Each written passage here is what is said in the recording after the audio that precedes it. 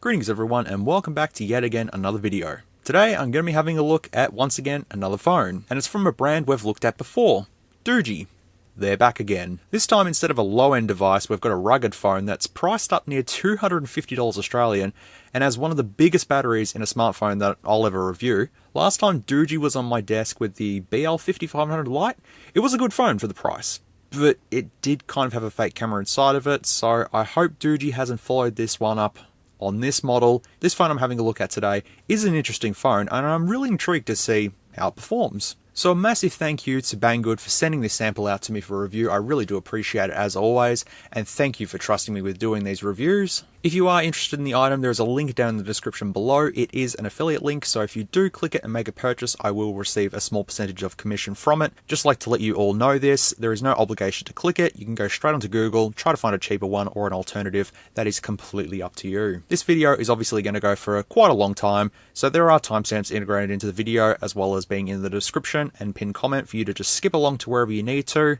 If you feel that I'm talking about something for quite a long time, you can just skip ahead. There's no problems with that whatsoever. So today we have the Doogee S86 Global Band 6.1-inch IP68 and IP69K waterproof NFC 8500mAh 6GB 128GB Helio P60 16MP AI quad camera 4G smartphone in an unknown colorway at the moment. It is currently $244.65 Australian as of recording right now, and there is a small shipping fee of $3.75, so combine them together, which I can't do maths. This is what it is priced at in all different currencies, shown here for you all. I'm not sure if I should add any more currencies to the list. I just sort of add the basic ones there, but if I'm missing out on any, let me know. The phone comes in just a standard package in 3 colors, black, red, and orange. As I said, I'm unsure of what one I've received, but I really kind of hope it's red and black though. Now just to clarify with the listing, you can either choose the EU version or other version. The difference between the two is that the EU version is only software. All the other functions are the same. Supposedly this is Google's request for software to be used. So if it says if you come from the European Union, please choose the EU version. If you come from the non-European Union, please choose the other area version. So I'm fairly sure that you will have to go with the EU version. So straight off the bat, the first pictures of the phone, it makes it look like an absolute tank. And with that 8500mAh battery that's in this, it's gonna be a big tank. But we really need to know what's under the hood of this tank, so let's go over the specifications first. Model is the Doogee S86 in still an unknown colorway. This phone is IP68, IP69 and MIL STD-810G certified, meaning you could throw this into the ocean and come back and get it in a few days, and it would be working well, I guess. No, but honestly, it basically means that it can survive pretty much any environment and it will be fine. The dimensions of this device come in at 164.6mm by 81.2mm by 16.8mm, which means it is a thick phone, but the weight of it is 323 grams. This thing is a hefty device. The processor is a MediaTek Helio P60 octa-core based on a 12nm manufacturing process, which is a bit outdated now, but for a reasonably priced device meant for rugged use, then this will be more than enough. The RAM is seated at a comfortable 6GB. Storage-wise, we have 128GB of internal storage with the option to put a microSD card in, which should support up to 256GB. The display is a 6.1-inch 19.5 by 9 1560 by 720 282 pixels per inch LCD with a water drop notch. But this screen should be more than enough. I believe it is an IPS LCD as well. It is protected by Gorilla Glass, but it is not specified as to which version of Gorilla Glass it is protected by. Our camera setup on the back is a quad camera setup with our main sensor being a 16MP one, followed by an 8MP wide angle camera, and then a 2MP depth sensor and a 2MP macro sensor, combined with a quad LED flash to help with lighting, as well as that doubling as a torch. As I said, the last time I pulled apart a Doogee phone, they had a fake camera in there, so hopefully this time around they fixed that on a phone that is more pricier. The front camera is only an 8MP guy. It should be able to shoot 1080p video, but we will see when we get to the camera test. The battery in this is the absolutely ridiculous 8500mAh, which is why this phone is a bit of a hefty one. It supports 25W fast charging with the included adapter in the box. During the teardown, we will get to see how big that battery actually is in it. Unfortunately, there is no wireless charging on this phone. It just really would have benefited with having it. Maybe in a future version they will include it, but for now we don't have it. The OS is Android 10. It should be stock for the most part, but we will take a look at it all Doogee hasn't really been big on updates, but I hope they do give at least some security patch at one point in this phone's lifetime. We do have Wi-Fi that supports 2.4 GHz as well as 5 GHz, Bluetooth 5.0, GPS with GLONASS, and Baidu support? I hope I said that right. NFC is supported. Sensor-wise, we have a G sensor, proximity sensor, a gyroscope, an ambient light sensor, a compass, which is magnetic, and we also have geomagnetism as well. This also has an FM radio, providing you plug-in headphones as an antenna. It also has USB Type-C, and there is also a side-mounted fingerprint sensor, which I much prefer than an underscreen one nowadays. Especially on a rugged device, it makes sense to be on the side. There is a single loudspeaker in this unit rated at 2 watts. Now we come down to the networks. This should support most major networks around the world. The bands are listed here. Please make sure you check with your network providers to make sure your country supports these bands. I'd hate for you to go for this phone and then it just doesn't work in your country. There is a small option to check your country configuration on Banggood, so feel free to use that or just Google to see if your networks will work with any of the bands listed. We can also have 2 nano SIMs running in dual standby mode, or 1 nano SIM and 1 micro SD card. Finally, within the box, we get the phone itself, a European charger, which is rated at 12 volt 2 amps, and it is capable of doing 24 watt fast charging. There is a Type-C cable, an anti-explosion film that's pre-applied. That's interesting. I'm sure we'll get to that. We have a card slot opener, which I'm pretty sure is just a SIM eject tool. We have a sling, which I'm still not sure what that is either. We have the manual and a warranty card. Just with the charger as well, Banggood will send you a travel adapter according to the country which you order from. And that is the main specifications of the Doogee S86. So let's take a further look at the listing to get more details as to what's going on with this rugged device. Now the first thing that you see when you go down the listing is the Doogee S86 quality testing video. I'm going to just play you a very, very shortened version, but I will leave the full version in the description below for you to have a look at.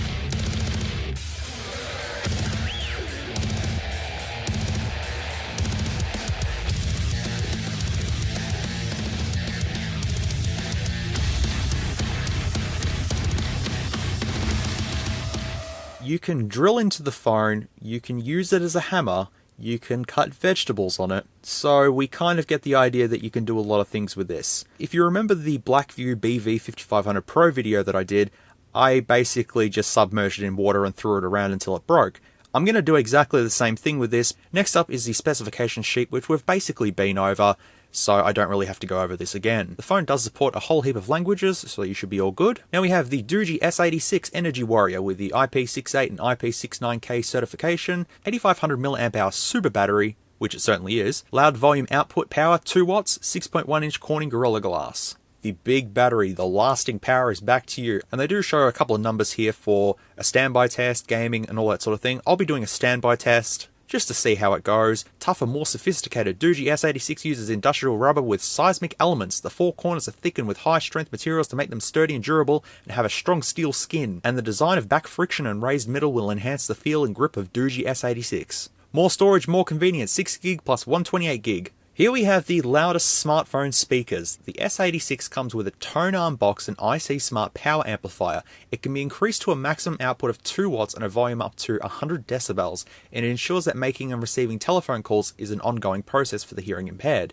Built for free souls, wide network compatibility, supporting network architectures and most mainstream frequencies, you can get the best possible world network connectivity no matter where you are. It allows you to travel around the world. Can we travel around the world at this point in time? Probably not, but that's okay. Record the every detail of imagination. The 16-megapixel AI main camera system of Doogee S86 lets you capture more detailed images and video even in a mixed and challenging lighting environment. 4 high brightness flash on the back helps to capture the treasure and beauty of the world even under circumstances of insufficient light. And as you can see there, we've got 4 cameras installed, so I do hope that this time around each one of them is an actual camera and can be used. We have some photos here that were taken with the Doogee S86, which kind of seems maybe that they've been reused off some other device. I'm not too sure. The 8 megapixel front camera, capture your best side. The 8 megapixel camera with AI beautification can make your hair, skin, eyelashes and other details more pleasing to the eye. This is a rugged device after all, but I guess if you're with your mates on the job and you want to take some great selfies of you looking pretty,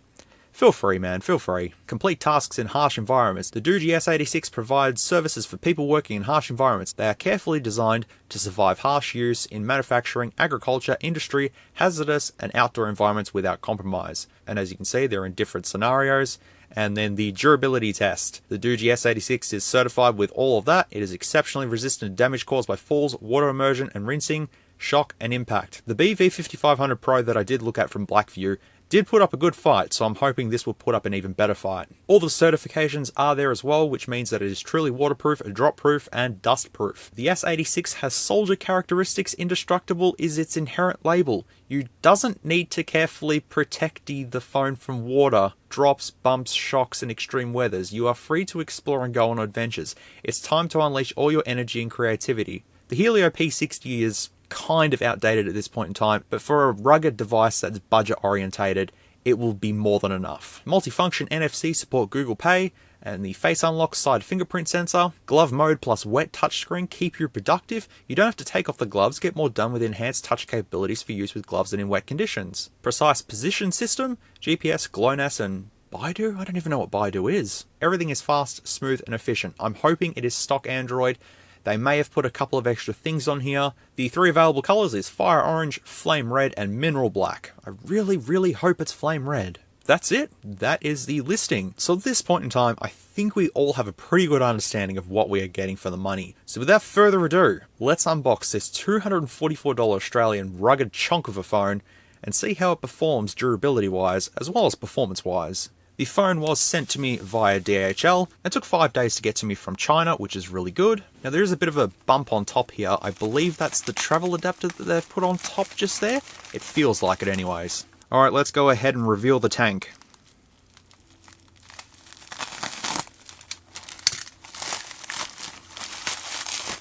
Oh yep, travel adapter's there. There we go. That's it. So we have the S86 with all the certifications, dustproof, shockproof, 60 gig plus 128 gig, the insane 8500 mAh battery that's in this thing. I know there's other phones out there that have bigger batteries, but for me personally, this is the largest capacity battery in a phone that I've tested on this channel. On the side we have Doogee, but it's upside down, so it kind of says ZZ, Goo, Do, doesn't matter. Nothing else around the sides of the phone. The back of the phone just shows the IMEI info, as well as it being flame red. The box for some reason reminds me of the Galaxy S6, S7 box for some reason, just with having S8 just there. If you kind of just cover the 6, it kind of looks like a bootleg S8 box kind of thing, sort of. It doesn't really matter. Alright, let's cut through the plastic. Did I cut through the box? I did. Doesn't matter. There we go. We have the device itself. Oh, yep, that's a big boy. Woof. So we have the limited warranty, as well as the giveaway and promotion, where you can scan all these QR codes, and they keep you informed of their giveaways and promotions and stuff like that. Oh, Doogee also thanks you for purchasing this phone. At least they're being nice. Respected user, thank you for choosing Doogee products and congratulate you on becoming our important customer. In order to guarantee your rights, please pay attention to the following information. Please pay attention to that following information and you should be all good. The phone is used in a harsh environment and the speaker area is covered with magnets and iron fillings without timely cleaning, resulting in speaker noise. We just have a little piece of paper here that says about Google and stuff like that on it. Didn't they say there was a screen protector already applied? Why is there one in the box? This is just a plastic one, not a tempered glass one. We do have the user manual as per usual, which tells us all about the device, and I'm fairly sure we don't need to go through here, but if I need to consult this manual during testing, I will. We have the charger just here, USB Type A on top, and that is a European plug. That's why they give you that to do that. So that sling is this. It's a lanyard. That makes sense. Ah, look, it's branded too. This is like a spudger for repairing phones, but instead they give you this to open the SIM tray. I mean, I guess that's pretty handy. And finally, we have the USB Type-C cable, and here it is here. The weight of this is just incredible. This is a tank of a phone right there. So on the front, we already have our pre-applied screen protector. We have our little 8 megapixel camera at the front there, as well as the earpiece grill. I can't really see the bezel sizes at the moment. Once we take the screen protector off, we'll get a better look at the screen. Just having a look around the build of the phone itself, you can see it is slightly raised up just here, so if you do drop it straight on the ground, it does have that little bit of a lip there to protect the screen from getting damaged, as well as these bumpers on the sides, which if you drop this, these are going to take the impact. But around the sides of the phone, we have the SIM tray just here. I can see why they give you that plastic piece now, because that is a pretty tight fit. Taking a look at it though, we do have a red rubber ring around the SIM tray. We can put a micro SD card and a nano SIM, or dual nano SIMs if you want to. I'll be using a nano SIM and a micro SD card. So just by looking in there, you can see how thick the exterior of this phone is. We have a button on the side here, which I believe is a customizable one. It does have some grooves in it and is made of metal. These side pieces are actually made of aluminium, so that's quite nice to see. At the bottom, we have our Type-C USB port just hidden in there, behind that little door. Around the other side, it does say waterproof just there. It said shockproof on the other side. We do have the fingerprint sensor just there, as well as a power button and our volume rockers, all made out of metal, which is really good. On the back, we have our quad camera setup. Also good to see on the quad cameras is that each lens is protected by glass, which is really good. It then has this aluminium block around it, and the quad LEDs are underneath this little plastic piece just here. A little sticker that tells us it's the 6+1 28GB version. Doogee branding. There appears to be 2 speaker grills, but one's just for decoration. That is the actual speaker grill just there. So the speaker would be probably situated somewhere about there, I'd say. We'll see when we get to the teardown. Textured finish on the back. All of this is made of rubber to obviously protect the phone from any drops. And at the top as well, we have a headphone jack. I can tell you right now that holding this in my hands, it is going to definitely put up a fight with the durability test. I think a car could run over this and it'd be completely fine. And to also just quickly give you a size comparison, this is an iPhone SE 2020 up against the Doogee S86. The S86 is almost 3 times thicker than the SE 2020. Loading this up with an Optus SIM card and a micro SD card. Let's go ahead and take this film off the screen protector. Just like so. Alright, let's power on this tank.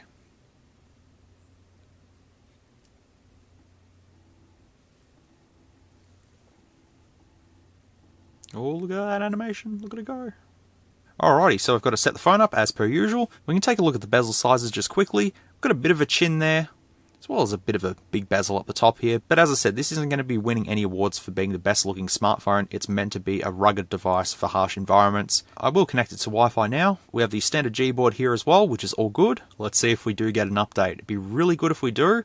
But if not, I'll try it later in settings. Unfortunately, no updates did appear, but now I'll take this opportunity to sign into my Gmail account. I must say, in the hand, it is really quite comfortable to hold. I thought it'd be really awkward, but it's actually not. It's very, very nice to hold with the metal sides and rubber exterior as well. It kind of all just goes together. It's quite nice. I may as well do the fingerprint while we're here. Now let's see if it can just detect this little bit of my thumb just here. Yes, it can. Yeah, that was relatively easy to do. We won't set up Google Assistant. We won't add a card, but we will try the NFC, of course. All the other stuff we'll do in settings. Wireless update. Okay, we will accept those and continue on. And there we go, we've booted up. Okay, so first thing I want to do is quickly test the fingerprint. Nice and fast, nice and easy. I'll just do that again for good measure. Very good. The side button is the programmable one, I believe. So if we hold that, okay, please set up PTT, I didn't get to read that. Set Zello, okay, so you've got to download an app to use that button, obviously. Hopefully we'll get into that later in settings. And pretty much application-wise, most of these are the stock ones, which is good. We do have a Google folder with all the Google services just there. Duo, Assistant, Play Store, Phone, Messages, Chrome, Camera, Contacts, Clock, Settings, Sound Recorder, Calendar, Easy Launcher, Emergency, FM Radio, Notes, Calculator, Sim Toolkit, Outdoor, Files, Children's Space, I think it's Children's Space, and a pedometer as well. But that is all of our installed apps, and we will come back to these later on. Swiping down for our quick shortcuts and stuff just there. There's all our quick shortcuts. We've got everything from Wi-Fi to an underwater camera, super screenshot, NFC. Let's try the torch actually. Much better than the Wacom devices that I've recently reviewed. No, that's actually really, really good. So I'm going to try NFC and just see where that's located. Okay, so it is located just there, which is about right. So at this point in time, I want to jump into the iOS looking settings cog just there. I believe this is an iOS pack that they've put on here. Let me know if it is. But I'm going to go straight into settings because I want to just test all this out first. So the mobile network is Optus that I've put in here. It is running 4G full strength. So at this point in time, I want to give this a call and see how it sounds. Let's see how loud this speaker is. Ooh. Alright, so testing the earpiece quality of the Doogee S86. This is what it sounds like. I don't know what it sounds like at this current time, but I can hear it from where I'm standing, so it should be fairly loud. And this is the microphone quality on the Doogee S86. Hopefully this does sound pretty good. It does support VoLTE, so calls should be a lot clearer. When I tested it before, it did sound pretty clear, so I think this test is all good. Bluetooth, hotspot and tethering and more network settings are all there. Display we can have a look at. Brightness level is at 100%. We can change the wallpaper. So we have the red and black, which I really like.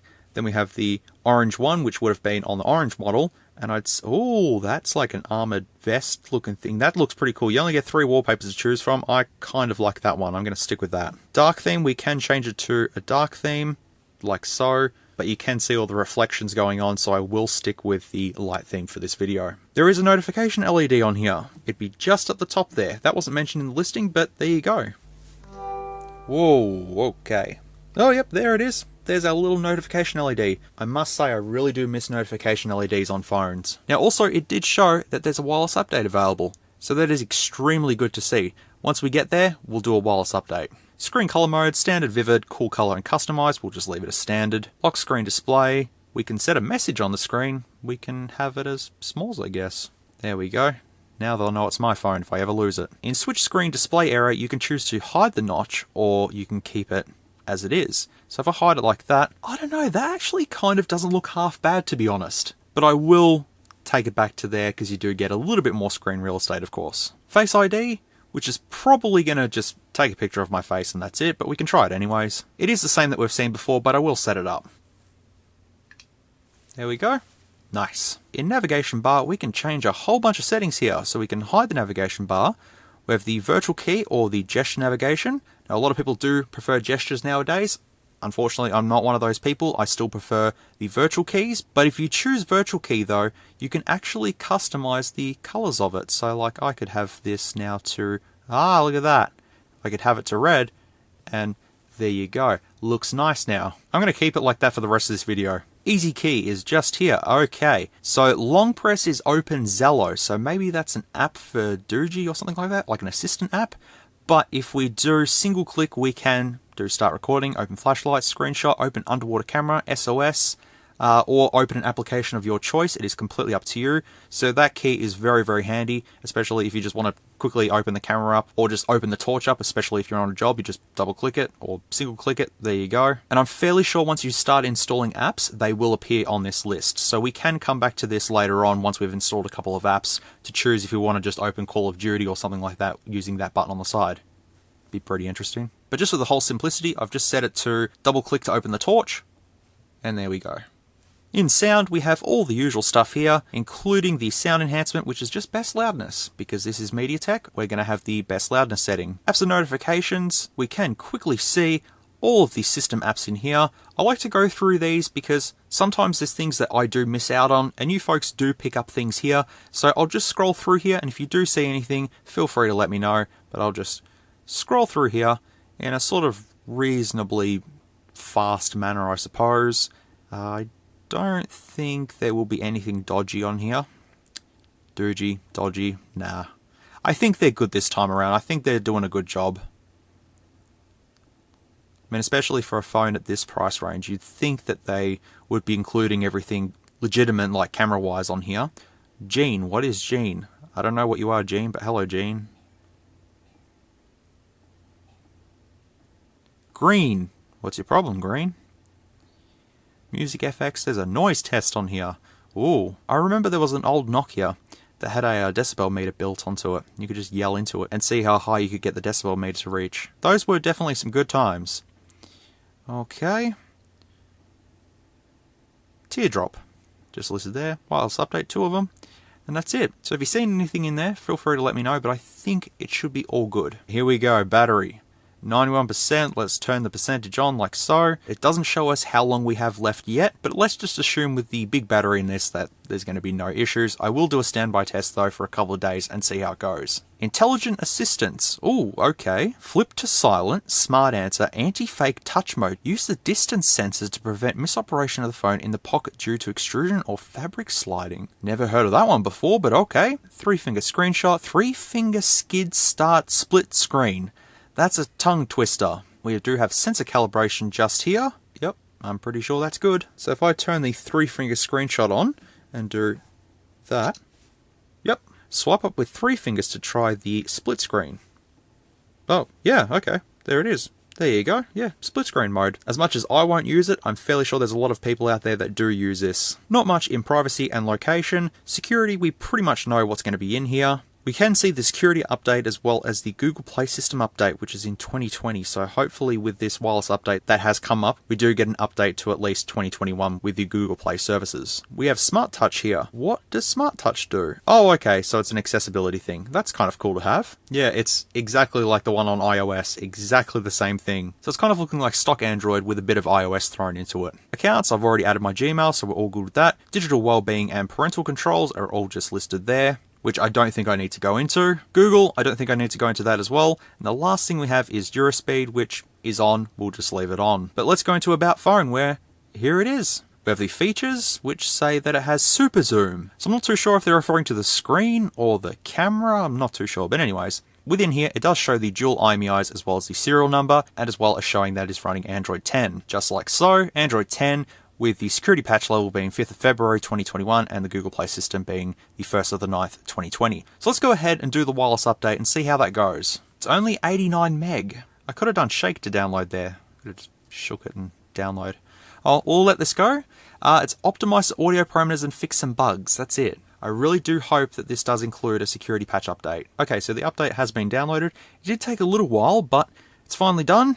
I'll install it now, and we'll see what happens. Okay, so the update is finished. We're now at 5th of February 2021 for the security patch level, and the Google Play system update is now at the 1st of the 4th 2021. I did check to see if there were any more updates, but that is it. So hopefully during the next couple of months or so, this does receive another security patch, but I won't really hold high hopes for that happening. So at this point in time, we now have to go through the apps, check them all out and stuff, but I want to start off with camera. I just want to get that done, open it up, see what it looks like. I'm going to deny location. There we go. Here we are. Now, it didn't specify anywhere the resolutions of the video mode, but there is an Ultra HD mode within here, so that's kind of cool to see. Is that actually going to be 4K though? Or is this just a photo?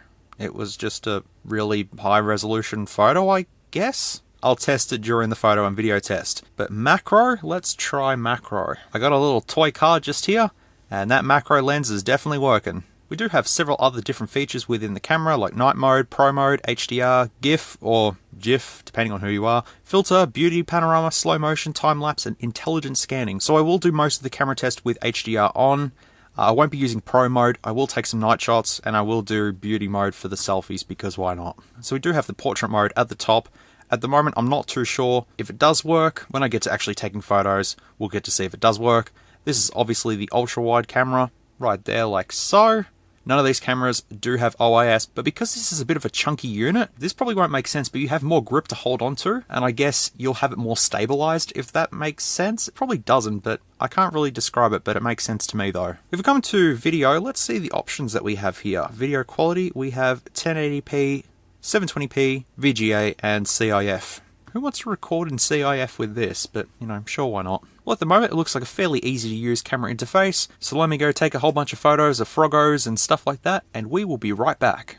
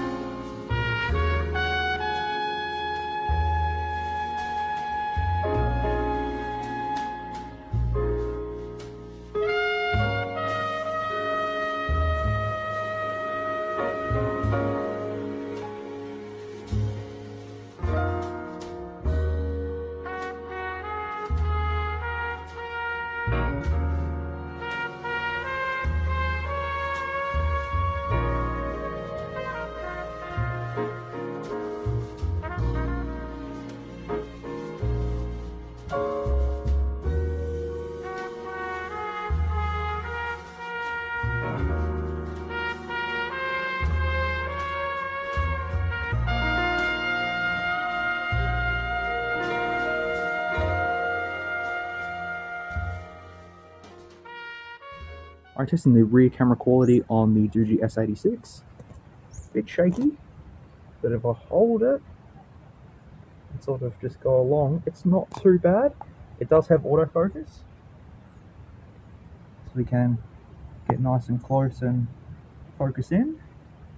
It's not too bad. We can't switch to the ultra-wide camera while recording, it's just stuck with the main sensor. Just having a look at the flowers just there. It actually doesn't look too bad.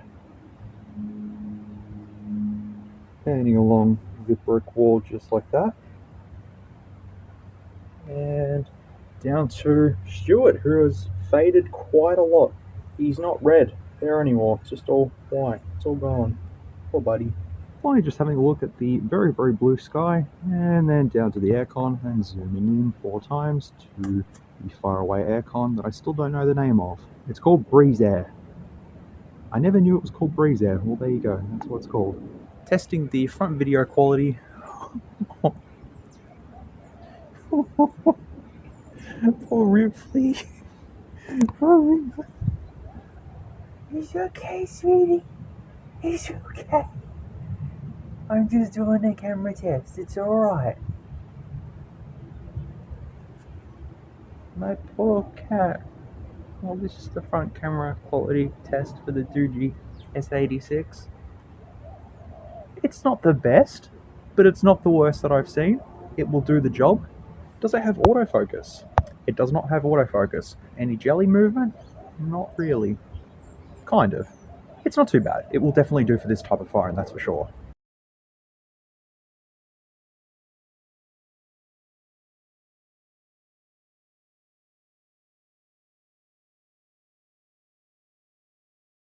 Ripley gets really scared when I go outside. She's not allowed outside, she's an inside cat.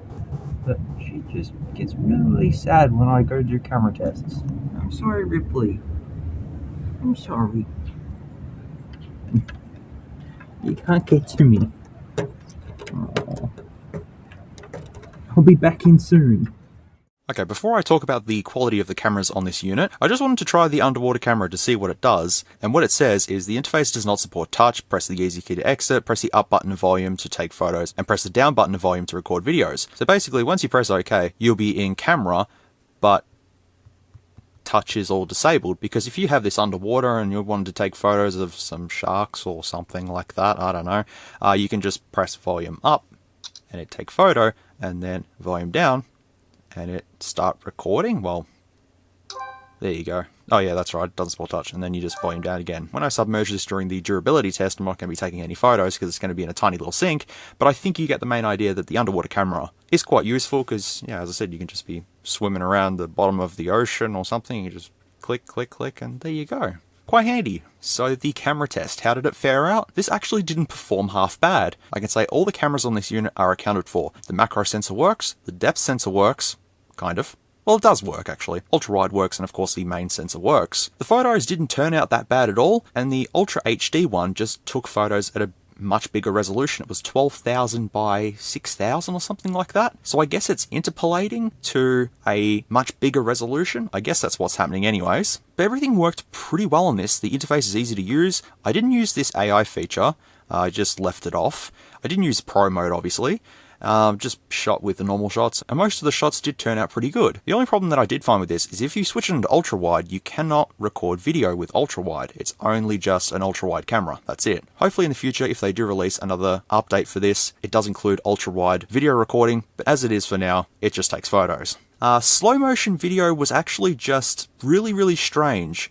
I'll show you what I mean.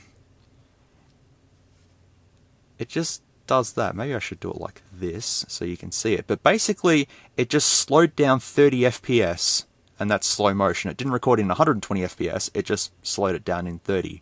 Bit strange, but it does work. Now, when I said the depth sensor does work, sort of, here's Stuart right here. And I'll just show you all. Yep, see? The background's all blurred. It's all nice, you know? But the problem is it cut out Stuart's arm. I mean, that's kind of important, but it might have been the angle that I was taking this photo on. It's not really super straight on. It was kind of a little bit tilted. At least we know the depth sensor does work, and there is a portrait mode on the front camera as well. That's a virtual one, but that does work as well. It's not going to record in 4K, obviously. 1080p, 30 FPS is what you're stuck with video-wise, but all the colors looked pretty good. Autofocus was fairly fast. There's no autofocus on the front camera as well, but for this, priced at what it's priced at, and being a super rugged phone and stuff, it's not meant to have the most beefiest cameras on here. What they have included are all legit, they do work, so I'm fairly happy with that. So I did take a few days break when I was doing the camera test. So I left this phone and done a standby test, and I can say the battery is no problems in this. Basically, it dropped from about 95% to 66% in 6 days. So I'd say just by going off this number, you can leave this on standby for 2 weeks and the battery will be fine. So when I charged this up to 100%, I used a Samsung fast charger, and it took an hour and a half to get to 100% using that charger. I have yet to use the bundled charger with this to see how it goes, but I will splice in any additional information here to let you all know how fast it took charging it up from maybe 50% to 100% with its 24 watt fast charging capabilities with the bundled charger. It's going to be pretty good, but I think all in all with the battery in this tank, no problems whatsoever. Feel free to just leave this to the side for a couple of weeks and come back and everything should be good. Alright, so what I want to do is have a brief look over the included applications on this phone. I have installed a couple myself already. We will do them later on, but I just want to have a look at the bundled ones first, go through them, and we'll continue on. So on the main screen, we have the Google folder just there. We may as well do the YouTube test since it's just right there. So let's go ahead and get this done. And YouTube music is there as well, so we can do the speaker test at the same time. So we can play this at 4K 60 FPS on this 720p display. So I'm going to do that. Let's see if it lags a little bit with 4K. There we go. 4K's kicked in there. It looks extremely nice though, but it's just a bit laggy since it's on 4K. Alright, we'll be fair to it and put it down to 1080p. There we go. As I said earlier, for this display, it's not going to be winning awards for the best display on a smartphone ever, but it actually does look very nice for what it is, and 60 FPS is definitely working. And this is at 1080p, and it looks very, very nice, looks very clear. Looks good. Yeah, it did struggle at 4K, but that's to be expected, I guess. So if you're planning on watching YouTube videos on this, 1080p, no problems whatsoever. Well, with that YouTube test, I got an idea of the speaker quality. So let's go ahead and open YouTube Music and do the speaker test and see how it goes. Okay, so I'm not sure what happened with YouTube Music. I could not find my device files, so I've had to just open File Manager and go into there, and it's all good. Don't worry about it. Here we go, BFG Division, full ball. Let's test this out, set it to maximum, and see how we go.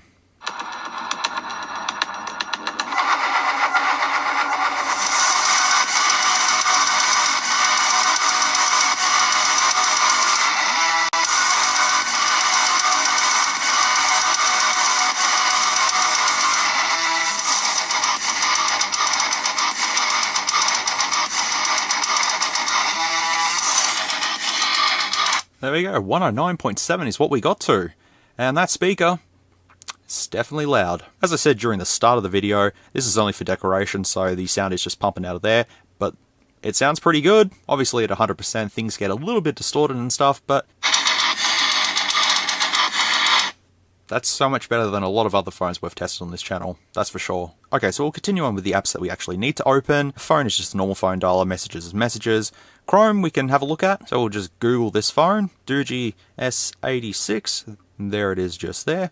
So at the moment it's $220 Australian, so it's dropped about $12 within a couple of days, so that's pretty good. And there's good reviews, there's only 7 of them, but there's good reviews on here. Just have a look at the pictures, there we go. I think you'll be fine using Google Chrome on this with 6 gigs of RAM and the octa-core processor. I don't think you'll have any dramas with this. Contacts will look like contacts. Clock will... Ooh, that looks different than usual. Well, there you go. That looks kind of nice. Settings we've been through. Sound recorder. I guess we'll just do a quick test. This is the sound recorder on the Doogee S86. We'll play this back and see how loud it sounds. Well, it's probably not going to be that loud, but we'll see how it goes. This is the sound recorder on the Doogee S86. We'll play this back and see how loud it sounds. Well, it's probably not going to be that loud, but we'll see how it goes.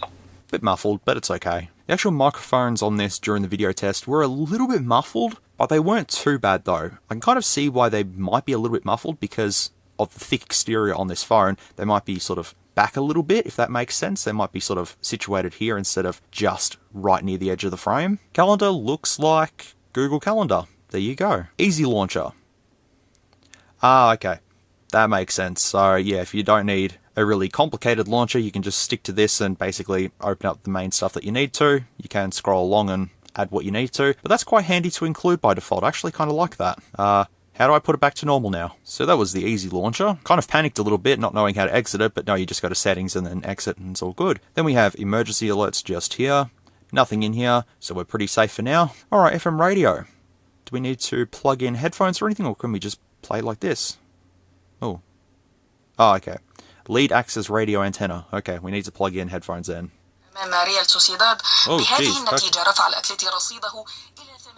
Okay, well let's go to 101.1 and hopefully not get copyrighted. Let's see what's on Australian radio at 1:40 AM.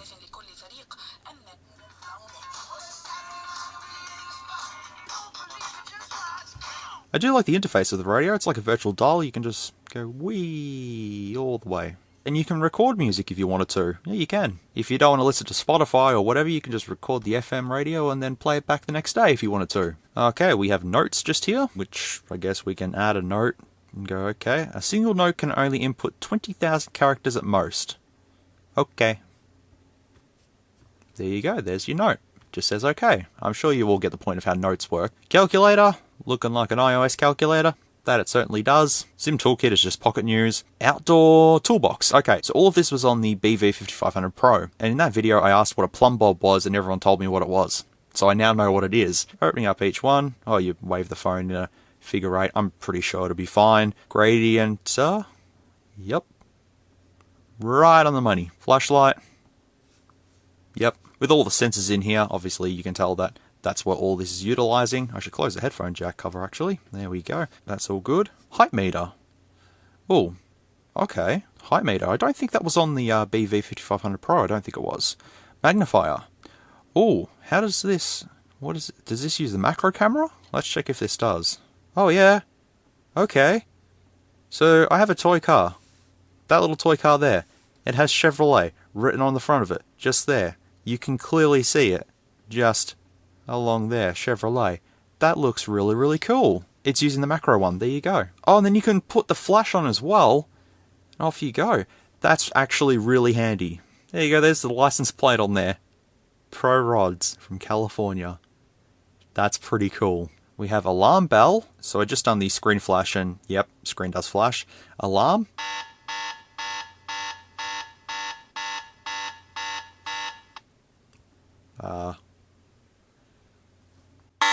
Okay, never mind. Yeah, no, that works. And the light is also flashing there as well. So, yep, the emergency stuff does work. Well, alarm bell, that's all good. The plumb bob, as everyone told me what it does. I now know what it does. There you go. I'll just hold it still, just so you can get an idea of the sensors. I haven't calibrated any of them, so they're all on default. But I would say that they're all good, though. The protractor, which I haven't used since, I don't know, 15 years ago or something like that. You just lay it down on a flat surface and do your mathematic equations of angles and stuff like that, and you're all good to go. And finally, sound meter. Yeah, see, this is like the old school Nokia. So we just, you just yell into it, and it's fine. It's an ordinary indoor conversation. Nerve cells are destroyed, you better leave now. Oh, I love that. So, nerve cells are destroyed between 80 and 115 decibels. When I do the speaker test, and it's at like 101, so that means every time I do a speaker test, my nerve cells are getting destroyed. Thanks, Doogie. I appreciate it. Well, that toolbox menu should give you an idea of the work features, I suppose, that are included with this. What's most useful to me on this is the magnifier. That actually is going to come in quite handy, honestly, because when I do phone repairs, I need to do, some magnification. And I didn't ever think of using a macro sensor, zooming in, and using it. And I'd say majority of the time, if you're going for a rugged smartphone, this toolbox should be included by default. As we've seen, this exact same toolbox was on the BV5500 Pro. File Manager is just the Google File Manager. I've used this to install applications, and there's no problems here. Children's Space. Well, I guess you could purchase this for your kid, because if they're going to be dropping it all the time and stuff like that, it's going to survive. So you can have this on and limit what they can do. Go, hey, you're only allowed to play Call of Duty for 15 minutes, kid. I suppose it's digital well-being plus parental controls in this little area here. But yeah, it does have children's space, so if you want to give this to a kid, you can limit what they do on here. It's a smart idea if you do that, actually. Pedometer, I haven't taken any steps with this, but I assume that if I start walking around with this, it would start working since it has a bunch of sensors in here. I've done 5 steps already. Working. Yep. Losing weight. Here we go. There you go. Whew, what a workout. 29 steps I've done. Man, 30 steps. Oof, not even moving. And that there is pretty much all of the stock apps. There's not a lot here. It's not loaded with a whole heap of bloatware, which is extremely good. So from what I see, it's pretty much stock Android with a bit of an overlay on it and a few apps that Doogy's put on here, and the icon pack. Well, that's part of the overlay as well. But I don't think I need to test any other apps that are built onto the phone, so we'll go ahead and start testing the apps that I've installed, which is Device Info Hardware, Geekbench, Antutu, Call of Duty, and Ark Survival Evolved. I thought I'd skip Minecraft, GTA, Crazy Taxi and all that sort of thing, because I thought just playing a game that's going to push it to its limits is going to give us a good idea of how this phone performs. So I think we'll start the gaming test with Call of Duty. I'll load up the Nuketown map, I think it's called, and we'll do a quick test in there and see how it goes. What I should have done is, do you remember the easy key? Back in settings here. Where is it? There it is. Can we actually have it to open Call of Duty? Yes, we can. Okay, so just single click, Call of Duty opens. There you go. But you can get creative and assign that key to anything on this phone pretty much. Okay, so we've loaded up the tutorial. We'll just have a look how it is first. But so far, it's looking pretty smooth. But let me go ahead and complete this tutorial, and we'll get into that map and bump everything up to maximum and see how it goes. Okay, so we're going to bump all the settings here up to maximum. Okay, with everything on maximum, let's give this a go. I'm kind of looking through the viewfinder to play. I don't know who's my enemy and who's not my enemy, so I'm just going to randomly shoot. Luckily, this is just a tutorial, so it doesn't really matter. I'm not playing against human players here, it's just all AI. But it's super, super smooth. Looks nice. Well, Call of Duty on this works perfectly. No frame drops, nothing. Maybe when you're actually on a proper online match, you might see some frame dips here and there, but as it is now, on absolutely maxed out settings, it's looking good. Now the true test is Ark Survival Evolved. This has run on a couple of phones, but the best phone it's ran on so far is the OnePlus Nord N10. So we'll see if it runs the same, close, or maybe not even close. We'll see. But I was going to install Genshin Impact because someone recommended it, and I would have the space for it, but I just decided Call of Duty and Ark would be more than enough to test out gameplay on this. With Ark open, we'll go to Video, and bump everything up to maximum, well, epic settings, and that's pretty much it. I can feel the phone starting to get a bit warm, especially down here. It's not too bad though. Like, it's not super hot. It's a bit warm at the cameras, but it's just the whole back of the phone is warm. Let's just put it as that. We'll start with that. Spawn new survivor. Here we go. How's it going to look?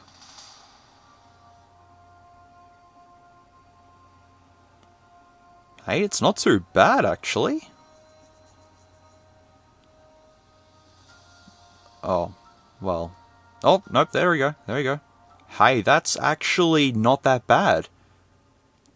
Bit laggy just there, but let's go ahead and just sort of run around the map for a little bit. Couple of frame dips here and there, but this is all at the maximum setting, so it's 720p that it's running at. But it's playable. Absolutely more than playable. This is quite fine. I'll just bump into you. Hello. I was kind of expecting it to run a bit worse than this, but no, I'm quite surprised that this is running as well as it is. As I've said, a couple of frame dips here and there, but nothing that would stop me from actually playing this. I could easily sit down and play this for a couple of hours, no problems. Those little dips here and there don't bother me at all. But once again, I really need to know what games I can play on these devices that are really going to push the phone to its limits. As I said, one person said Genshin Impact, a couple of people have suggested a few other games, but I need a definitive sort of list of what to play. But otherwise, gaming for this is a pass. I'm very happy with it. And as I mentioned with Minecraft and GTA and all that sort of stuff, because we know the specs, I assume that they're going to play absolutely perfect on this. Alright, the next thing I want to do is open Geekbench. This is Geekbench 5.1.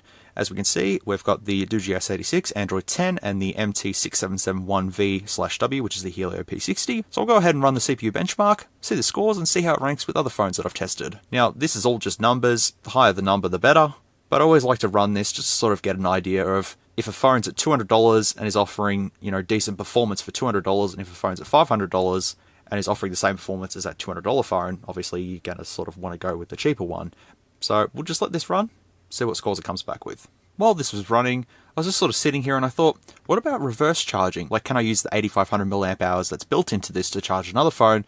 And the answer is no, you cannot. I used a Type-C to Type-C cable, plugged it into my S20FE, and nothing. And the scores are in 297 for the single core and 1355 for the multi-core score. I'll show a couple of other scores from other devices just here as a bit of a comparison with the current asking prices for them, so you can get a rough idea of the performance, but I think this is... I'm not too sure what this would be close to at the moment. Not off the top of my head anyways. So I just want to open Antutu just to see the multi-touch test. I know I can do it through dev options, but I'll just open Antutu, it's easier. 5-point multi-touch.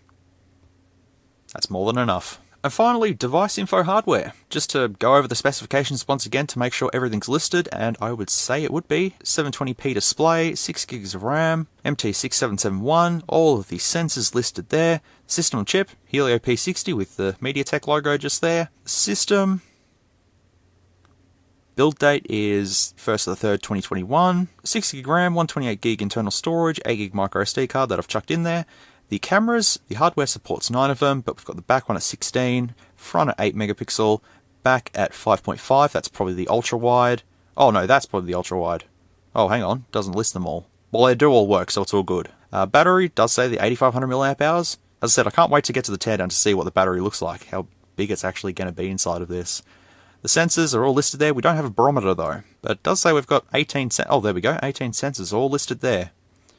So if you're looking for sensors specifically in this device, here they all are listed here. Hopefully I have listed majority of these at the start of the video anyways. At this point in time, I've done everything I've needed to do. I've opened all the apps, I've tested this, I've listed all the specs, camera test, speaker test, I've done pretty much everything with this, but we still have quite a bit to go because we still have the durability test. We have a teardown and we have to do the conclusion. I want to do the conclusion after the durability test, but at the moment as a semi-conclusion, pretty good phone for the price, decent cameras, excellent battery life, display is fairly good for what it is, really good build, quite solid, stock Android with just a few little things added on top. It's not a bad experience. This is actually a phone that delivers a pretty good experience in my opinion. I'll explain a little bit more during the conclusion, but for now, let's go ahead and do the durability test.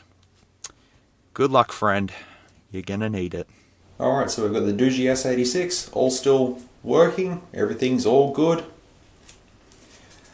I'm about to submerge it, but of course I'm going to be playing BFG Division while I drown it.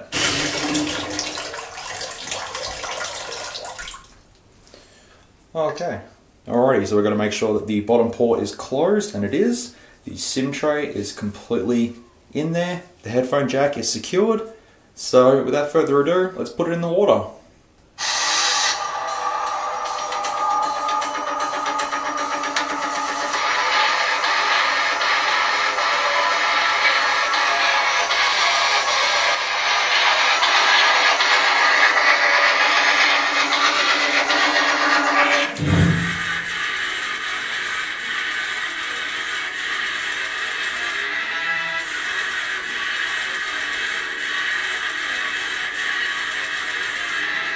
It's still playing BFG Division in my sync. Seems good.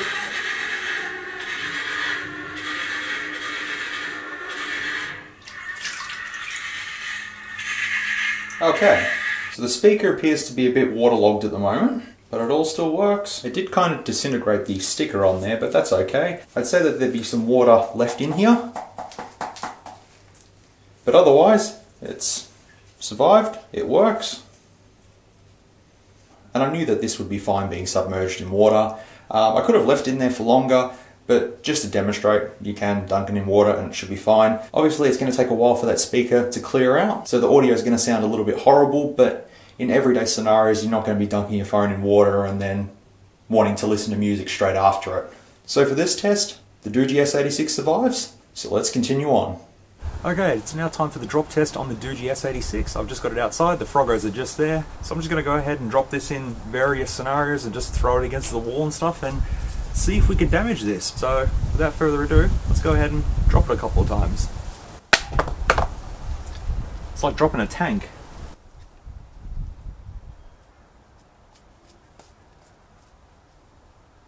Yep, no problems. Go for the back. At least some of the water came out from the speaker though, so that's good. Alright, go a little bit higher this time. All is still good. Some scuff marks on the exterior, but that's all good. Alright, I'm going to drop it face down from 8 feet high.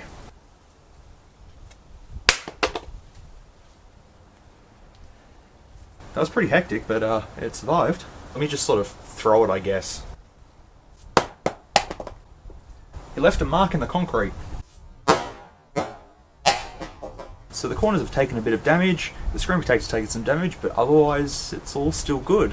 I'm going to do 5 more drops on it, just completely randomly, and we'll see if it survives.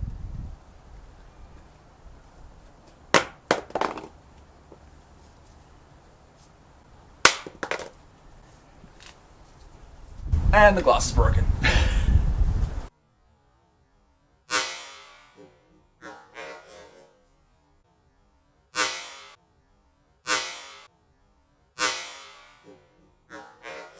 That's it. So pretty much from about 5 feet high, just throwing it down on the ground, face down, that's it. Glass broke. And it seems that the touchscreen still works. So while the Doogee did put up a bit of a fight on its exterior, the glass is obviously its weakest point, and by dropping it from about 5 feet high, straight down, that was it. The little raised edges here did protect it a little bit, but I think it needs to go all the way around to completely protect the screen while it's being dropped, but there you go. That's what it is, unfortunately. We'll take a better look at the damage later on, but otherwise for the Doogee S86 durability wise, I honestly thought it would survive a little bit longer, but it is what it is. Anyways, we'll move on to the next one. So here we are back inside. We can examine the damage a little bit further. Obviously, nothing happened to the sides. That's all still good. The back's got a couple of scuff marks just up there from the drops. But the exterior itself is definitely very, very rugged. It's just the screen itself is the weakest point, obviously. And as I said, it's because these lips aren't raised up a little bit more. If they were raised a little bit more, I think we would have had no problems. I think the glass would have survived. I'm going to do one more thing, and that is the burn test. I guess this is a bit of a hello to Jerry Everything, as I enjoy his videos a lot. I'll just go ahead and just put my lighter on there and see if anything happens.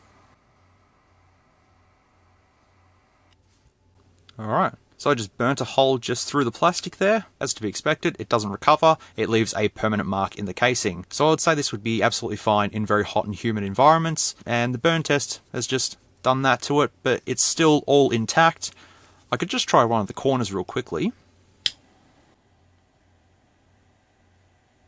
Okay, there we go. Just burning the side of it started to melt it, obviously. I mean, at this point in time, it's not waterproof or pretty much usable anymore, but I think you get the idea that this here will be fine. I'm no expert with materials and fire and all that sort of thing, but this is stronger than the exterior bumpers, just like so.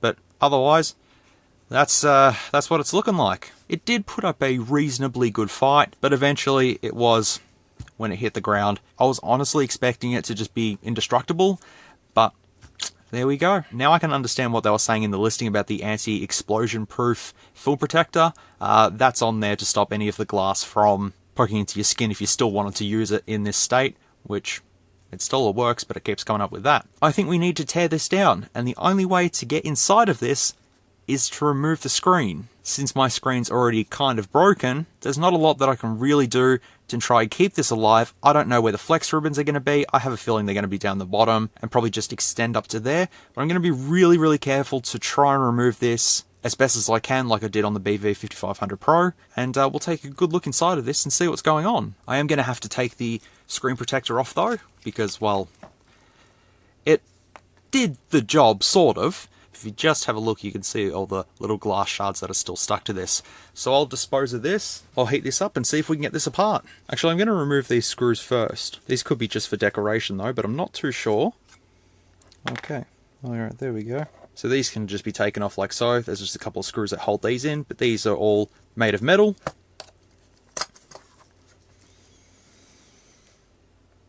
So from what I can actually see, it appears that there's 2 layers of glass that are actually on here, because there's one layer just there, and then just underneath it is another thick layer. I don't think this is going to end well. I have a feeling that I'm going to have to sacrifice a screen in order to get inside of this, and I don't want to just leave it here and not do the teardown. So I'm going to do this off camera, because I'm going to need to see what I'm doing, wear some glasses so I don't get any random bits of glass that fly into my eyes, and hopefully I can take this apart, but so far it seems pretty tightly packed within this frame. But let me see how I go and we'll come back. I tried prying up the screen as much as I could and I just could not do it. I put my pry tool into this little tiny gap that I've just made here and I was able to get under the screen but damaged it straight away. So basically, if you're going to be doing a screen replacement, your screen has to look a little something like this first. I don't see any other way to take this off in one piece. It's going to have to come off in pieces. I factory reset it, got all my data off it, and I can just stick my pry tool under the screen here and we can just go ahead and get glass everywhere.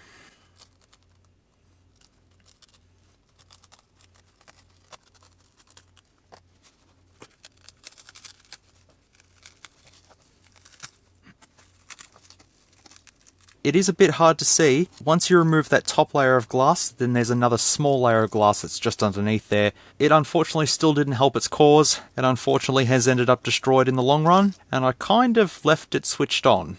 That's right, we're going to be tearing it apart anyways, but look at all the glass. This is not an easy job.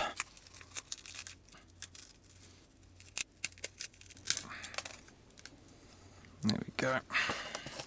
The screen is still alive at this point in time. I may have glass stuck in my fingers. I am lucky that I did wear gloves for this. It is amazing to see that there is 2 layers of glass, but yet we ended up with this result.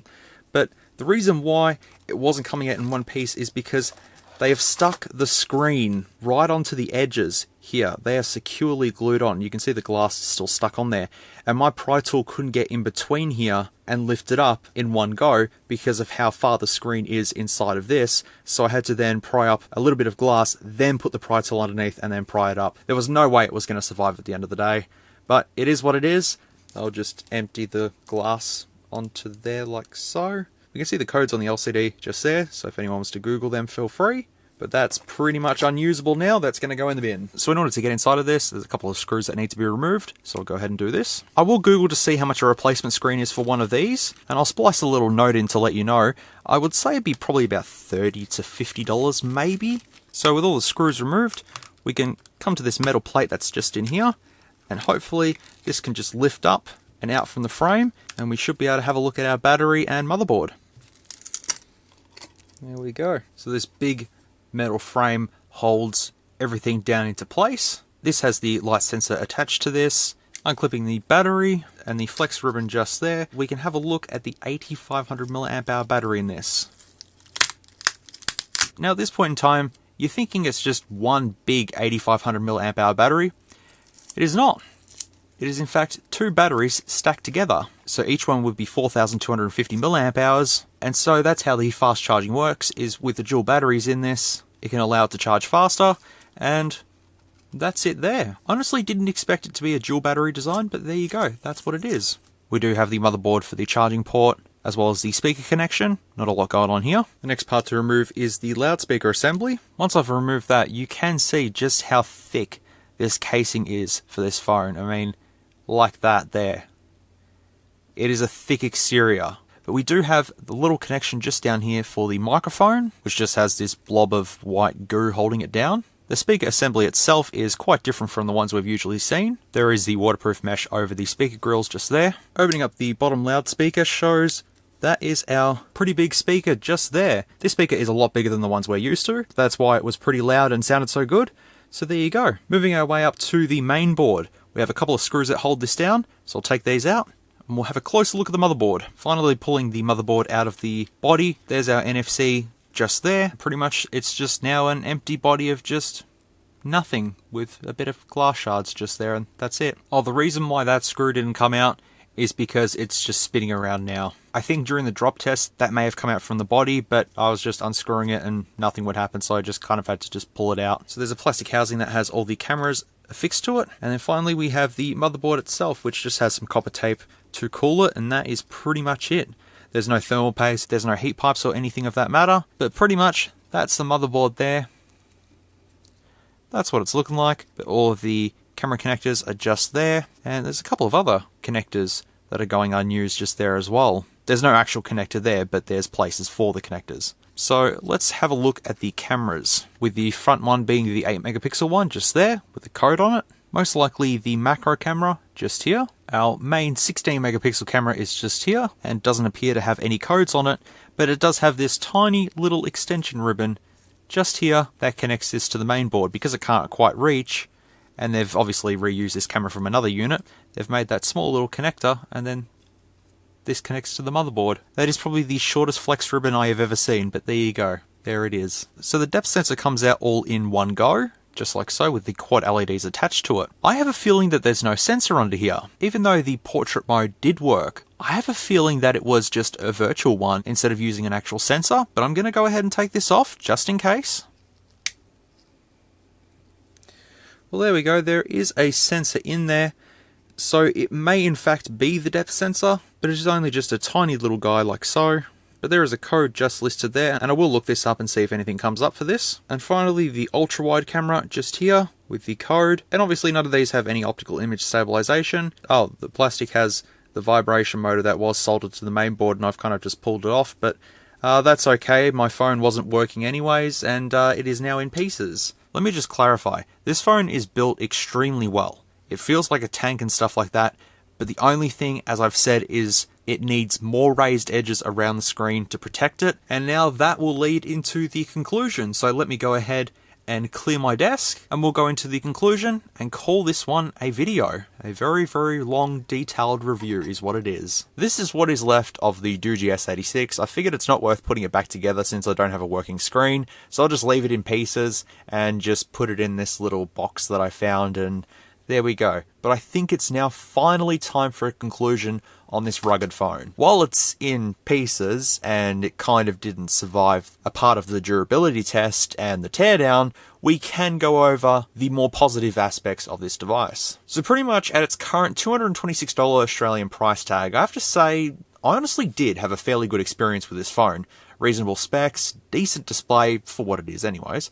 Big battery, fairly solid build quality. When it's all together, it was fairly solid. Stock Android for the most part, and of course, the pretty beefy speaker that's in this. However, I kind of guess the negatives from this one only come from that durability test. The difficult teardown is also another reason to consider, but a normal consumer wouldn't be pulling apart their phone or throwing their phone on the ground like I was doing. If the phone only had some more raised edges around the screen here, it probably would have survived a lot more drops and definitely guaranteed it as a definitive indestructible phone. It can be destroyed, but it would have taken a lot more to destroy this, if that makes sense. The only other main concern I have with this is not having wireless charging or reverse charging. You'd think with a phone with a big battery in it, it would offer reverse charging, and then you'd think with it being a rugged phone that it may have some sort of wireless charging implemented, but unfortunately none of those are built onto the Doogee S86, but maybe a new revision will include them. Also, major updates for the OS probably won't happen, but at least it did receive a security patch while testing this. Well look, I can guarantee that if someone is looking for a rugged phone, this will be perfect for anyone who needs it. If you drop it occasionally, it will survive. Just don't throw it in a rage if you lose a match on Call of Duty or something like that. As I said, I had a good experience with this phone, and on the software side of things, as well as performance, it's definitely a good purchase. Just don't expect this to have flagship tier cameras or a display. For what is included for this type of phone anyways, it's more than enough. You could go with a Xiaomi phone or an Oppo or Nokia or something like that for around the same price if you don't want to have a tank in your pocket and instead a more standard build, then that's completely up to you. There are plenty of models that Xiaomi, Oppo, Nokia, etc. all offer. This phone is intended for a specific audience, as I've mentioned, but if you need a phone that's got a big battery and fairly good performance for the price, then you might want to give this one a look. So I may be interested in looking at another Doogee device sometime in the future, but as for now, I've tested this rugged phone of theirs, and I think we all get a fairly good idea of what this is capable of. Time for you to move on. But if you want to give this phone a look, there is a link in the description below, but as I explained in the start of this video, that is an affiliate link, so if you do make a purchase, then I will make a small percentage of commission.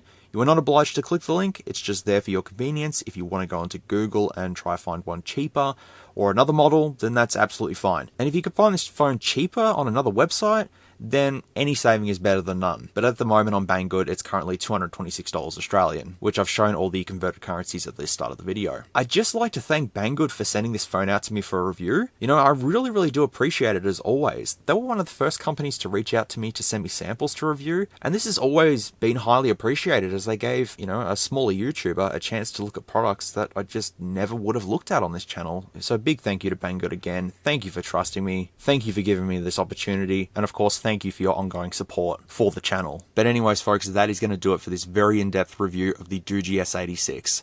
I really hope that you did enjoy this. I did put a lot of time and effort into this video to make sure that I covered everything.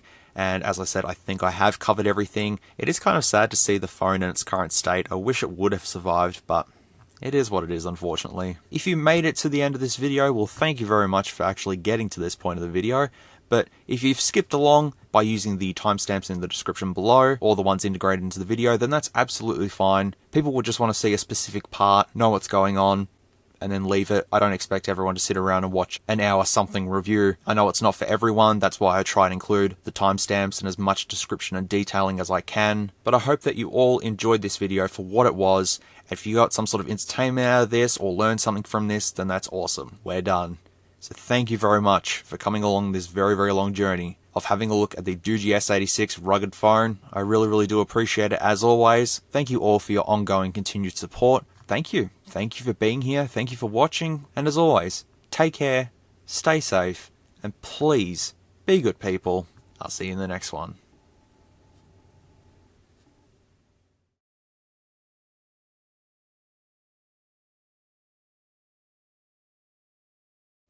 Congratulations, you unlocked level 3 nitrous. Doon doon, boom boom.